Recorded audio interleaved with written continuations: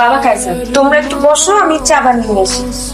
ঢাকায় থাকো? জি, স্কুলের সার্টিফিকেট পাওয়া পর্যন্ত মফস্বলে বড় হয়েছে। এবার তো আব্বা মা মারা গেলেন, পরে ঢাকা চলে আসছি। আত্মীয় স্বজন? আমার বাবার যা কিছু ছিল সবকিছু দখল করে উনারা ভালো আছেন। আমি রোশনের কাছে যেটা শুনলাম, তুমি জব করতে চাও না, বিজনেস করতে চাও না, কিছুই করবে না। বাবা অ্যাজ এ রাইটার কিন্তু ও অনেক পপুলার। মানুষজন বলে একদিনও হুমায়ুন আহমেদের মতো বড় হবে। একদিন?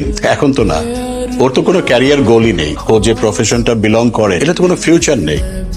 একটা বুলশিট প্রফেশন। সরি আঙ্কেল, কি বললেন? আমি বলেছি বুলশিট প্রফেশন। মানে আপনার কাছে মনে হচ্ছে যে রাইটিং প্রফেশন বুলশিট। ভালো কোন প্রফেশন মনে হয় আপনার কাছে? দুর্নীতি করা, ঘুষ খাওয়া। Shut up! কি বলছো তুমি? আঙ্কেল চিৎকার করবেন না। আপনি আপনার বুকে হাত দিয়ে বলেন তো, এই যে আপনার বাড়িতে আপনি এরকম দামি সোফা রেখেছেন, আপনি যে লাইফস্টাইল মেনটেন করেন, আপনি যে স্যালারি পান ওটাতে যায়, আপনি ঘুষ খান না? কাইজার, এটা দেখার দায়িত্ব কি তোমার?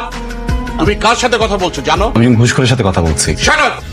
তোমার বাবা মা তোমাকে কোনো শিক্ষা দেয়নি? আঙ্কেল প্লিজ বাবা মাকে নিয়ে কথা বলবেন না। Shut up! তুমি আমার বাড়িতে এসে কথা বলছো, আমাকে অপমান করছো। তোমার বাবা মা হচ্ছে অশিক্ষিত, মূর্খ, এবং তুমিও তাই হয়েছো। কি মানুষ নাকি জানোয়ার?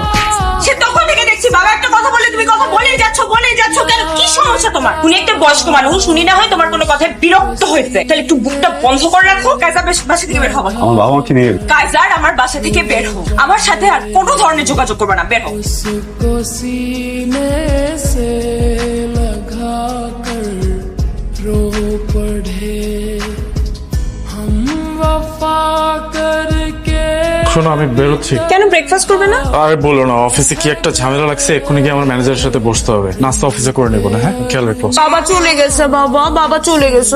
বাবা আসবে আবার একটু পরে। তোমার আমি কতবার সাবধান করছি, কথা শোনো নাই। কোম্পানির পলিসির বাইরে গিয়ে দিনের পর দিন অনিয়ম করছো, ঘুষ খাইছো, মনে করছো কিচ্ছু হবে না, কেউ জানবে না। আরে ভাই, নতুন সিওর ব্যাপারে আমি তোমার বলি নাই, বলছি, কিন্তু তুমি পাত্তা দাও না। এখন তদন্ত হবে, চাকরির আশা করো না। কিভাবে জেলে যেতে না হয় সে ব্যবস্থা করো। স্যার, আপনি না শুধু শুধু ভয় পেয়েছেন। এসব লেটার ফেটার কিচ্ছু না স্যার। যে তদন্ত কমিটি বসাইছে সব তো সিইও স্যারের টাকা খাওয়ার ধান্দা। 2-3টা বান্ডিল দিয়ে দিলে সবকিছু ঠান্ডা হয়ে যাবে স্যার। দেখ, ট্রাই করে দেখো যদি কিছু করতে পারো।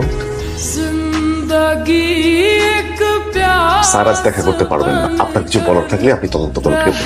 কেন আপনি স্যারকে বলেন নাই আমি হাসিম সাহেবের রেফারেন্সে আসছি? আমি বলেছি, তারপরে উনি দেখা করতে পারবেন না। Sorry, thank you. স্ট্রেঞ্জ। কি হয়েছে তোমার? কিছু তো একটা হয়েছে, বলো আমাকে। অফিসের একটা ফাইন্যান্সিয়াল প্রজেক্ট নিয়ে অনেক বড় ঝামেলা হয়ে গেছে। ও প্রজেক্টের রেসপন্সিবিলিটি ছিল আমার। এখন না আমি বুঝতেছি না আসলে কিভাবে কি ম্যানেজ করবো। আচ্ছা, তো ম্যানেজার স্যার তো তোমাকে অনেক স্নেহ করে, উনি কোনো হেল্প করতে পারবে না? স্যারকে বেশ কয়েকবার বলছি, বিষয়টা অ্যাভয়েড করে যাচ্ছে। কিচ্ছু হবে না। ম্যানেজার স্যারের সাথে তো আমি কথা বলেছি কয়েকবার। কালকে আমি যাবো, যে ওনার সাথে কথা বলবো, টেনশন করো না। কি খাবেন ভাবি? না, আমি কিছু খাবো না। আমি আসলে আপনার সাথে একটা জরুরি বিষয়ে কথা বলতে এসেছিলাম। ভাবি, আমি বোধহয় বুঝতে পারছি।